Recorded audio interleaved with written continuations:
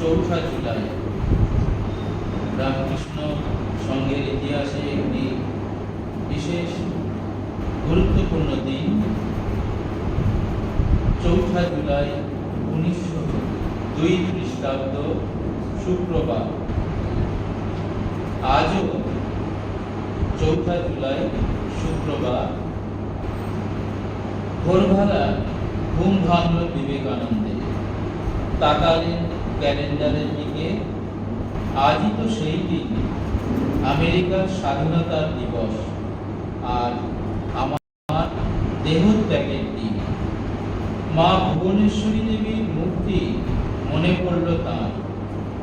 ধ্যান করলেন সেই দয়াময় প্রসন্ন মূর্তি। বুকের মধ্যে অনুভব করলেন নিবিড় বেদনা। তারপর সেই বিচ্ছেদ বেদনার সব ছায়া সরে গেল। ভারী উৎফুল্ল বোধ করলেন বিবেকানন্দ। মনে নতুন আনন্দ, শরীরে নতুন শক্তি। তিনি অনুভব করলেন তার সব অসুস্থ সেরে গিয়েছে, শরীর ঝরঝর করছে, শরীরে আর কোনো কষ্ট নেই। মন্দিরে গেলেন স্বামীজি। ধ্যানমগ্ন উপাসনায় কাটালেন অনেকক্ষণ। আজ সকাল থেকেই তার মনের মধ্যে গুনগুন করছে গান। অসুস্থতার লক্ষণ নেই বলেই ফিরে এসেছে গান, সুর, আনন্দ। তার মনে আর কোনো অশান্তি নেই। শান্ত স্নিগ্ধ হয়ে আছে তার অন্তর। উপাসনার পরে গুরু ভাইদের সঙ্গে হাসি ঠাট্টা করতে করতে সামান্য ফল আর গরম দুধ খেলেন। বেলা বাড়ল। 8:30 নাগাদ প্রেমানন্দকে ডাকলেন তিনি। বললেন, আমার পূজার আসন করো ঠাকুরের পূজা গৃহে। সকাল 9:30টায় স্বামী প্রেমানন্দ সেখানে এলেন পূজা করতে। বিবেকানন্দ একা হতে চান। প্রেমানন্দকে বললেন, আমার ধ্যানের আসনটা ঠাকুরের শয়ন ঘরে পেতে দে। এখন আপনি সেখানে বসেই ধ্যান করব। অন্যদিন বিবেকানন্দ পুজোর ঘরে বসেই ধ্যান করতেন। আজ ঠাকুরের শয়ন ঘরে প্রেমানন্দ পেতে দিলেন তার ধ্যানের আসন। চারিদিকের দরজা জানালা সব বন্ধ করে দিতে বললেন স্বামীজি। বেলা 11টা পর্যন্ত ধ্যানে মগ্ন রইলেন স্বামীজি। ধ্যান ভাঙলে ঠাকুরের বিছানা ছেড়ে গান গাইতে গাইতে বেরিয়ে এলেন তিনি। মা কি আমার কালো কালো রূপা এলো কেশি, হৃদি পদ্ম করে আলো। তরুণ সন্ন্যাসী রূপের দিকে মুগ্ধ হয়ে তাকিয়ে গুরু ভাইরা। বেলা 11:30টার মধ্যেই দুপুরের খাওয়া সারতে বললেন বিবেকানন্দ। আজ নিজে একলা খাচ্ছেন না, খেতে বসলেন সবার সঙ্গে। সকালবেলা বেলুর ঘাটে জেলেদের নৌকা ভিড়েছিল। নৌকা ভর্তি গঙ্গার ইলিশ। স্বামীজির কানে খবর আসতেই মহা উৎসাহে ইলিশ কিনিয়েছিলেন জেলেদের কাছ থেকে। তারই আদেশে রান্না হয়েছে ইলিশে অনেক রকম পদ। গুরু ভাইদের সঙ্গে মহা আনন্দে ইলিশ ভক্ষণে বসলেন বিবেকানন্দ। তিনি জানেন আর মাত্র কয়েক ঘন্টার পর তাকে বেরোতে হবে। ডাক্তারের উপদেশ মেনে চলার আর প্রয়োজন নেই। জীবনের শেষ দিনটা তো আনন্দেই কাটানো উচিত। একাদশী করে খিদেটা খুব বেড়ে গিয়েছিল। ঘটিবাটিগুলো খেয়ে ফেলতে ইচ্ছা করছে, বললেন স্বামীজি। পেট ভরে খেলেন ইলিশের ঝোল, ইলিশের অম্বল, ইলিশ ভাজা। দুপুরে মিনিট 15 বিছানায় গড়িয়ে নিয়ে প্রেমানন্দকে বললেন, সন্ন্যাসী দিবানিদ্রা পাপ, চল একটু লেখাপড়া করা যাক। বিবেকানন্দ শুদ্ধানন্দকে বললেন, লাইব্রেরি থেকে শুক্ল যজুর্বেদটি নিয়ে আয় তো। হঠাৎ বললেন, এই বেদের মহিধরকৃত ভাষ্য আমার মনে লাগে না। আমাদের দেহের অভ্যন্তরে মেরুদণ্ডের মধ্যস্থ শিরা হচ্ছে এড়া ও পিঙ্গলার মধ্যবর্তী যে সুষুম্না নাড়িটি রয়েছে, তার বর্ণনা ও ব্যাখ্যা আছে তন্ত্রশাস্ত্রে। আর এই ব্যাখ্যা ও বর্ণনার প্রাথমিক বীজটি নিহিত আছে বৈদিক মন্ত্রের গভীর সংকেতে। মহিধর সেটি ধরতে পারেনি। বিবেকানন্দ এইটুকু বলেই থামলেন। এরপর দুপুর 1টা থেকে 4টে পর্যন্ত 3 ঘন্টা স্বামীজি লাইব্রেরি ঘরে ব্যাকরণ চর্চা করলেন। ব্রহ্মচারীদের সঙ্গে নিয়ে তিনি পাণিনির ব্যাকরণের সূত্রগুলি নানা রকম মজার গল্পের সঙ্গে জুড়ে দিতে লাগলেন। ব্যাকরণ শাস্ত্রের ক্লাস হাসির হুল্লোড়ে পরিণত হলো। ব্যাকরণের ক্লাস শেষ হতেই 1 কাপ গরম দুধ খেয়ে প্রেমানন্দকে সঙ্গে নিয়ে প্রায় 2 মাইল পথ হাঁটলেন। এতটা হাঁটা তার শরীর ইদানিং নিতে পারছে না, কিন্তু 1902-এর 4 জুলাইয়ের গল্প অন্যরকম। কোনো কষ্টই আজ আর অনুভব করলেন না বিবেকানন্দ। বুকে এতটুকু হাঁপ চলল না। আজ তিনি অক্লেশে হাঁটলেন। বিকেল 5টা নাগাদ মঠে ফিরলেন। সেখানে আম গাছের তলায় একটা বেঞ্চি পাতা। গঙ্গার ধারে মনোরম আড্ডার জায়গা। স্বামীজির শরীর ভালো থাকে না বলে এখানে বসেন না। আজ শরীর মন একেবারে সুস্থ। তামাক খেতে খেতে আড্ডায় বসলেন বিবেকানন্দ। আড্ডা দিতে দিতে ঘন্টা 1.5 কেটে গেল। সন্ধে 6:30 হবে।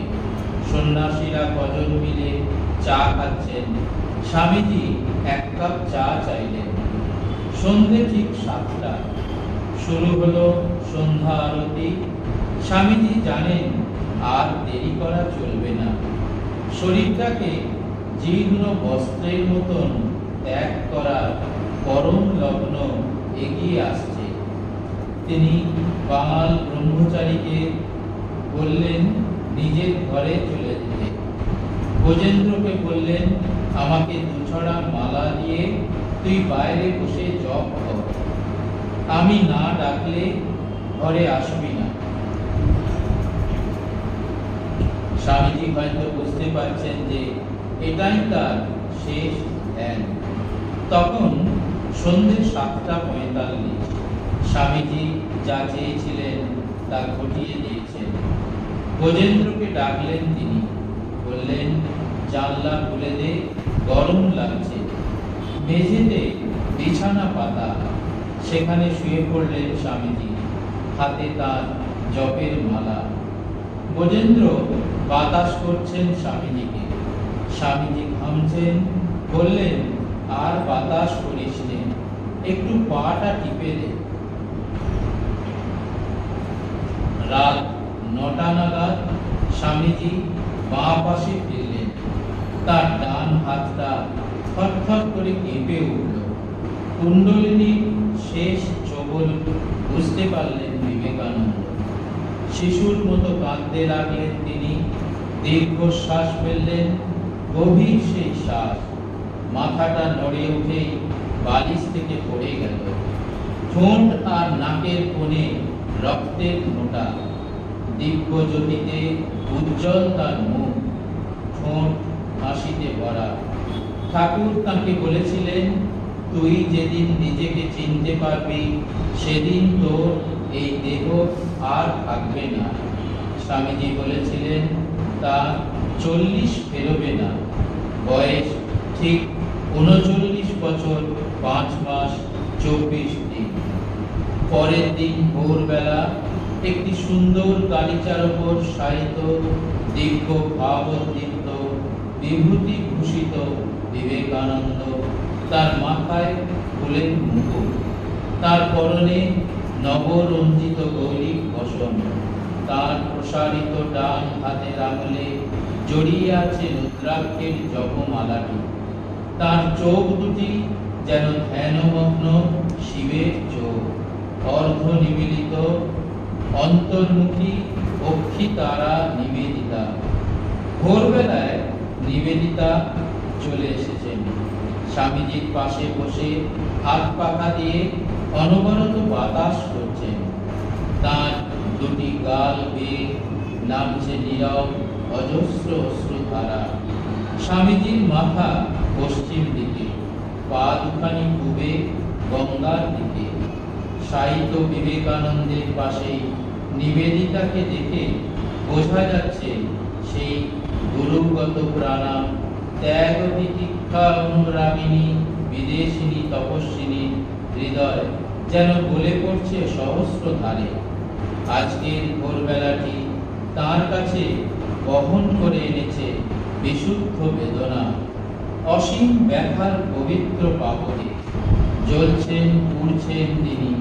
এই বেদনার সমুদ্রে তিনি একা, নির্জন বাসিনী নিবেদিতা।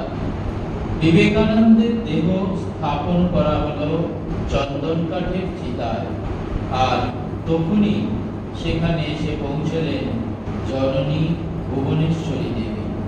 চিৎকার করে কাঁদতে কাঁদতে লুটিয়ে পড়লেন মাটিতে। কি হলো আমার নরেনের? হঠাৎ চলে গেল কেন? ফিরে আয় নরেন, ফিরে আয়, আমাকে ছেড়ে যাসনি বাবা। আমি কি নিয়ে থাকবো নরেন? ফিরে আয়, ফিরে আয়। সন্ন্যাসীরা তাকে কি যেন বোঝালেন, তারপর তাকে তুলে দিলেন নৌকায়। জ্বলে উঠল বিবেকানন্দের চিতা। মাঝ গঙ্গা থেকে তখনও ভেসে আসছে ভুবনেশ্বরী দেবীর বুক ফাটা কান্না। ফিরে আয় নরেন, ফিরে আয়। ভুবনেশ্বরী দেবীর নৌকা ধীরে ধীরে মিলিয়ে গেল। তার কান্না ফিরে আয় নরেন, ফিরে আয় ভেসে থাকলো গঙ্গার বুকে। নিবেদিতা মনে মনে ভাবলেন, প্রভুর ওই জ্বলন্ত বস্ত্রখণ্ডে এক টুকরা যদি পেতাম। সন্ধে 6টা, দাহকার্য সম্পূর্ণ হলো, আর নিবেদিতা অনুভব করলেন কে যেন তার জামার হাতায় টান দিল। তিনি চোখ নামিয়ে দেখলেন অগ্নি ও অঙ্গার থেকে অনেক দূরে, ঠিক যেখানে দাঁড়িয়ে তিনি, সেখানেই উড়ে এসে পড়ল ততটুকুই জ্বলন্ত বস্ত্রখণ্ড, যতটুকু তিনি প্রার্থনা করেছিলেন। নিবেদিতার মনে হলো মহাসমাধির ওপার থেকে উড়ে আসা এই গণ্যমান পবিত্র বস্ত্রখণ্ড তার প্রভু, তার প্রাণসখার শেষ চিঠি।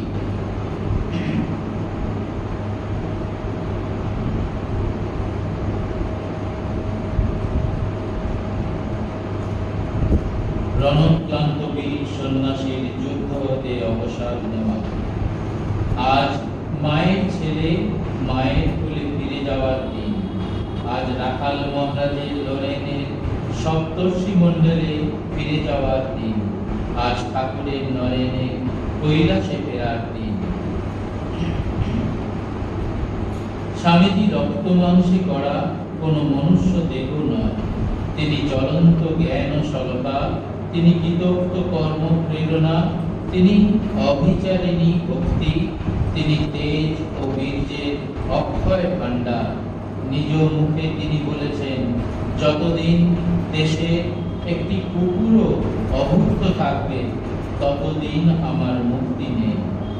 স্বামীজি আজও রয়েছেন আমাদের মাঝে, আমাদের অন্তরে, আমাদের প্রতিটি স্নায়ু ও পেশিতে জড়িয়ে চলেছেন সাহস, উদ্যম, আহ্বান করে চলেছেন উত্তিষ্ঠত জাগ্রত প্রাপ্যকরণ নিবোধত।